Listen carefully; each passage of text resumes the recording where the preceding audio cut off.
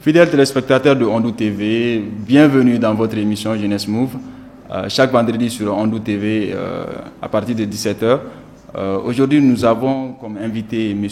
Boubou Sango, jeune entrepreneur malien, master en droit des affaires de l'Université des sciences juridiques de Bamako, un certificat en business entrepreneurship, fondeur de Bouboulé, l'élu meilleur start-up d'Afrique catégorie agriculture, boursier du programme Mandela Fellowship 2018 Track Business, alumni de la fondation Tony Elemu en 2019, country manager de GeoAg Mali. Bonsoir Monsieur Sango. Bonsoir. Bienvenue sur notre plateau. Un honneur de vous avoir surtout avec nous. Merci. Bien. Nous allons à présent commencer avec la série de questions par rapport à la société qu'il vient de mettre en place, qui est Bouboulé, une société locale qui fait vraiment du lait local pour tout le monde. Boubou, comment est-ce que vous avez eu l'idée de mettre en place votre entreprise? D'accord. Merci beaucoup de m'avoir invité. Merci à Ondou TV. C'est un plaisir et un honneur pour moi d'être là aujourd'hui pour partager mon expérience et puis parler de Bouboulé. Donc, Bouboulé est né d'une remarque constante que je me suis faite, originaire de Guinée au centre du Mali. Donc, je fais une remarque, c'est que les éleveurs, les producteurs de lait produisent beaucoup, mais ils ont en fait du mal à écouler leur production, faute de moyens de conservation de qualité ou de pouvoir écouler cette production journalière. Donc, l'idée est née de là, et je me suis dit, comment surtout en fait trouver une solution pérenne, une solution idoine face aux problèmes que ces éleveurs-là rencontraient au quotidien. Donc c'est là qu'est née l'idée de Bouboulé, de mettre en place Bouboulé, qui est une unité de transformation et de conservation du lait frais local, qui est le lait de vache, transformé en d'autres sous-produits comme les laits frais pasteurisés, les laits caillés, les yaourts, et bientôt on commence avec le fromage. Donc qu'on embouteille et aussi distribué dans les différents supermarchés. Les alimentations aussi à travers notre abonnement mensuel distribué aussi avec des particuliers. Okay. Ouais. Donc nous allons continuer avec la deuxième question. J'espère que, chers jeunes, vous avez vraiment compris pourquoi il a entrepris ce projet ambitieux. Nous continuons pourquoi Boubou, pourquoi vous avez choisi le nom Boubou, votre nom plus les laits en même temps. D'accord. Alors, d'abord, j'ai choisi Boubou comme le nom de l'entreprise, Bouboulé. Alors, la plupart du temps, d'abord, mon nom, Boubou, est plus en fait affilié comme un nom Peul. Et on sait que les Peuls, ils sont aussi, leur activité principale, c'est surtout en fait la production du lait. Oui, donc, c'est plus en fait pour montrer le côté naturel du lait, que le lait vient d'un Peul et tout ça. Donc, c'est plus pour montrer, parce qu'on a tendance à voir dans les grandes villes, comme ici à Bamako, où les gens ils disent qu'ils ont du mal en fait à avoir du lait frais naturel, parce qu'en général les gens mélangent et tout. Donc c'est plus en fait pour montrer que ça vient d'un producteur, d'un pôle et tout ça. Donc pour vraiment montrer en fait que c'est naturel, c'est vraiment pas mélangé et tout. Donc ça, c'est surtout en fait pour montrer ce côté-là que j'ai voulu. Et puis c'est un nom aussi qui sonne très bien. Oui, c'est un nom qui sonne vraiment très sonne bien et les gens apprécient beaucoup. Donc, oui. Ouais. Ok. Bon, est-ce que la clientèle, quelle est l'appréciation de la clientèle par rapport à la qualité de vos produits? Alors, aujourd'hui, on a la chance de voir en fait de plus en plus de consommateurs maliens se tournent vers les consommateurs locaux, qui est hyper important, qui ont commencé en fait à comprendre. Même si au début, j'ai fait une année d'activité où la plupart de mes clientèles étaient des expatriés, des expatriés dans les différentes ambassades, organisations internationales ici. Donc que j'ai connu, que je livre à domicile ou qui achètent dans les supermarchés. Donc 80% de mes consommateurs au début c'était plus des expatriés, parce que ils connaissent plus aussi. Ils voient l'importance en fait de surtout consommer local et tout. Et maintenant aujourd'hui la chance qu'on a, c'est que de plus en plus de Maliens, des citoyens lambda même se tournent vers ce consommation local là et ils apprécient beaucoup. Donc on a pas mal qui commandent, voilà, qui appellent pour se faire livrer ou qui achètent dans les supermarchés. Et ça aujourd'hui ça représente même en fait je dirais 90% même de nos ventes. Et surtout les consommateurs maliens. Okay. Des problèmes par rapport à l'entrepreneuriat malien avant de mettre en place votre société. Avez-vous eu des problèmes au niveau du gouvernement ou bien au niveau des impôts, etc.? Alors, je dirais pas de problèmes en fait parce que au tout début, pour les difficultés qu'on rencontre, c'est d'abord en fait des difficultés techniques parce que si tu veux entreprendre, il faut d'abord te former. C'est quelque chose qui est hyper important.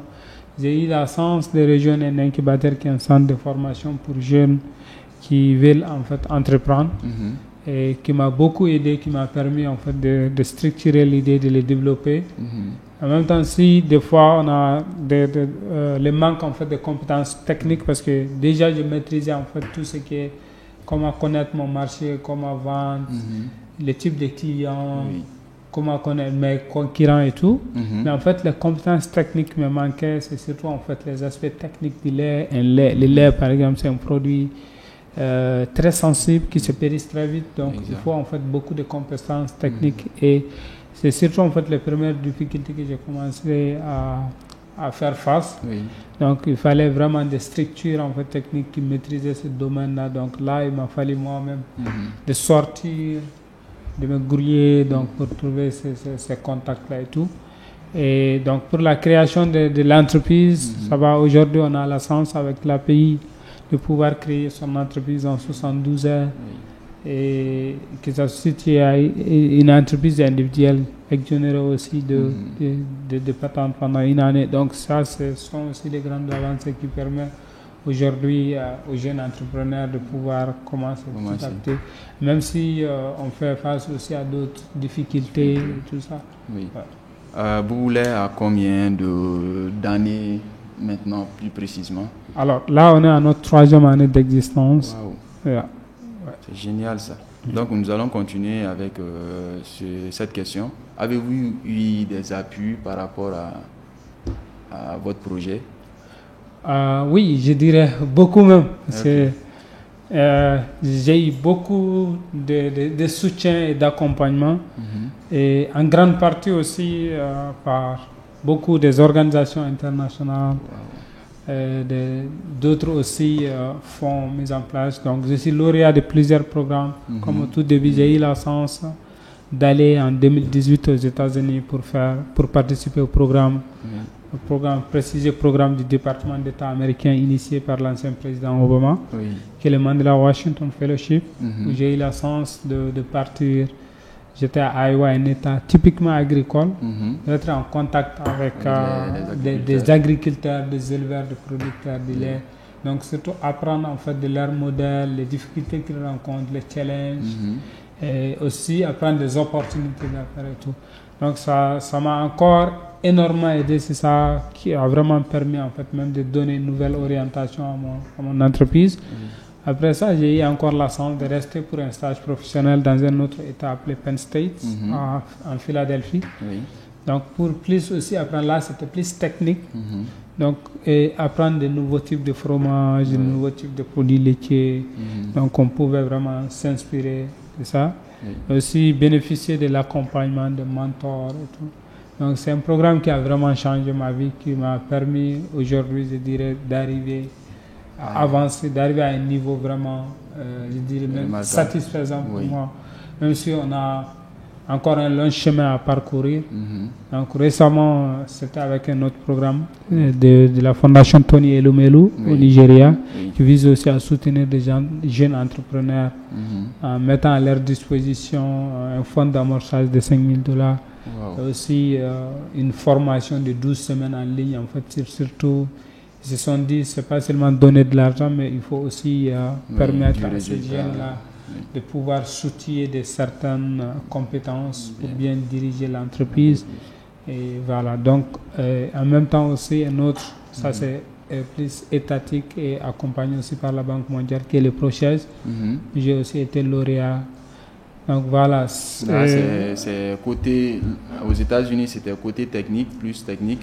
Là, pour la fondation, financement. Voilà, donc c'est plus ça. Okay. Donc, qui fait aujourd'hui, en même temps aussi, beaucoup d'autres centres d'accompagnement qui sont ici aujourd'hui en train de nous accompagner, qui fait que voilà, on fait énormément de...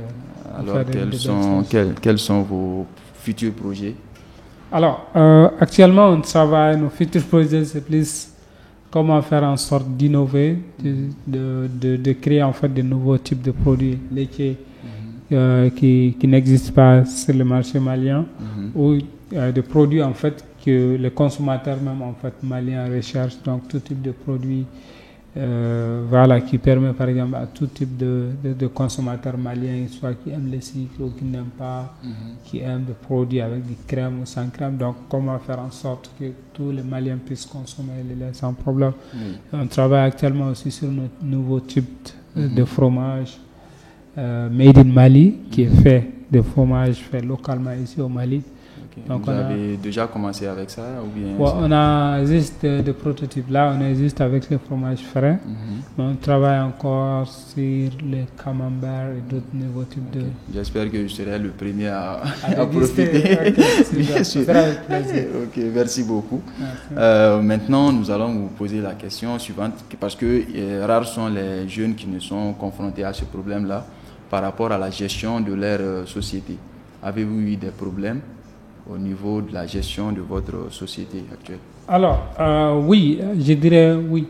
Mais la chance que j'ai eu encore, et ce que je vais aussi conseiller à mes amis, à mes frères, mes grands frères, mes grandes sœurs et autres, qui aspirent à entreprendre ou qui sont dans le domaine, c'est que je me suis toujours en fait accompagner par des gens.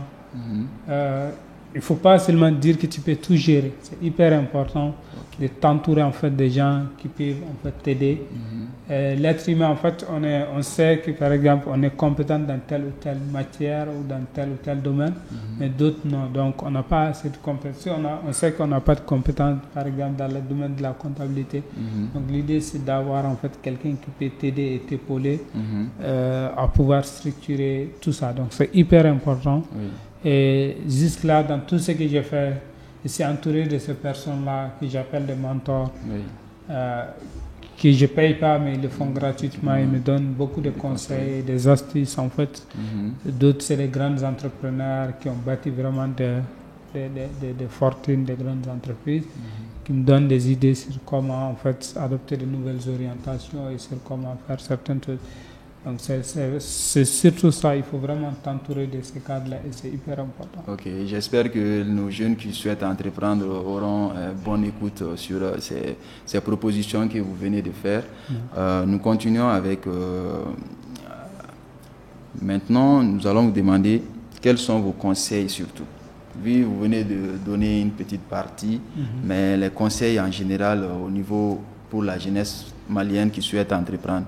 Alors, les conseils que j'ai à donner à la jeunesse malienne, c'est qu'en fait, il ne faut pas attendre. Et on n'est jamais prêt en fait pour dire que c'est le moment opportun pour commencer. Donc, à chaque fois qu'on a l'idée, on mûrit l'idée, on commence à l'écrire, à le développer. Donc, il faut foncer. C'est hyper important. Qu'on fonce. Qu'on soit vraiment aussi persévérant, parce qu'il ne suffit pas seulement de commencer et de lâcher, parce que selon même une étude de l'API, 90% même ou 15% des entreprises qui se créent meurent l'année suivante. Mais ce qui les différencie, en fait, on a l'idée, on les crée, on met en place, mais c'est surtout en fait le fait d'être persévérant, de continuer en fait. C'est vrai qu'on rencontre beaucoup de difficultés. Et c'est ça, il faut juste se mettre en tête pour dire si c'était facile, tout le monde allait le faire. Donc il faut être prêt vraiment psychologiquement. Il faut être vraiment courageux et il faut surtout aimer ce que tu fais. Il faut avoir l'amour de ce que tu fais. Il ne faut pas pour un premier début de voir surtout le côté pécuniaire qui est l'argent, mais il faut en fait penser que tu es en train en fait d'aider des gens, tu es en train de résoudre un problème la communauté. Oui. Donc pense surtout à ces personnes-là, ce que tu es en train de faire et comment est-ce que en fait ta solution va les aider ou va en train d'améliorer en fait leur vie. Donc ça, je pense que c'est surtout en fait à ces questions-là qu'on doit d'abord penser pour pouvoir vraiment continuer et il faut vraiment aimer ce que tu fais. Aujourd'hui, la chance qu'on a, si on veut entreprendre, je dirais qu'on a tout aujourd'hui. Il y a énormément de programmes qui visent à soutenir l'entrepreneuriat jeune. Bien sûr. Que ce n'est pas seulement au Mali, mais partout, un peu partout dans le monde. Oui. Et qu'on a la chance aujourd'hui d'avoir ce programme-là juste à travers les réseaux sociaux de simples clics et en faisant énormément de recherches, quelque chose qui est hyper important. Moi, la plupart des programmes que je dirais 95% des programmes que j'ai rejoints, c'est surtout à travers les réseaux où j'ai fait beaucoup de recherches et tout. Donc, c'est le programme, même par exemple, le programme dont je viens de citer qui est Tony Elumelu Foundation. Il ne suffit pas de connaître quelqu'un ou bien d'avoir un parent ou quoi que ce soit. Oui. Donc, à travers juste un simple clic sur les liens où tu renseignes l'idée de projet, tu n'as même pas besoin d'avoir une entreprise qui existe, mais à travers juste une simple idée, tu peux avoir un financement. Oui. Donc, je dirais que c'est une chance. Et aujourd'hui, c'est une opportunité aussi pour nous, c'est qu'on est tout à refaire. J'ai eu la chance, c'était en 2011, j'avais rencontré un Américain où à l'époque, j'avais l'idée de dire que je voulais aller étudier aux États-Unis, je faisais la LLT et tout. Donc, ce dernier m'avait conseillé pourquoi tu veux aller. Je disais parce qu'il y avait plus d'opportunités. Il me dit non, les opportunités que tu as ici, tu n'as pas ça aux États-Unis. Okay. Parce que la chance que vous avez ici, c'est que tout est à faire, tout est à refaire.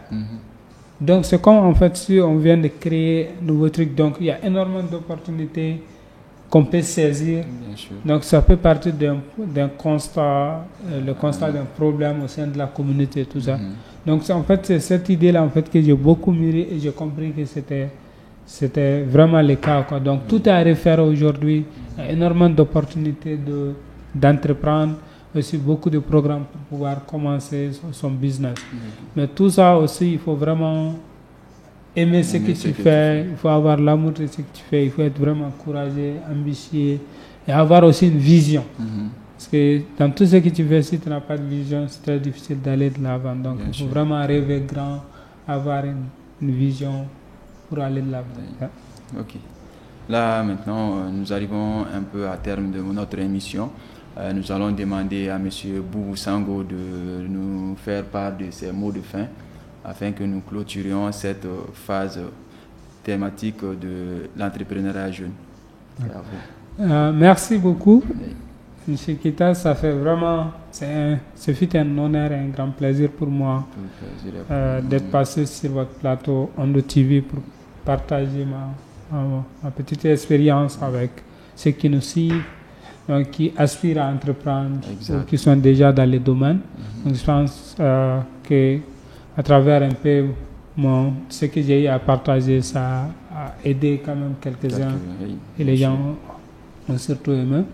Donc c'est que je lance surtout un appel à la jeunesse malienne. C'est surtout en fait, c'est de commencer. Il ne faut pas attendre, il ne faut pas rester à la maison pour dire que j'ai pas de boulot.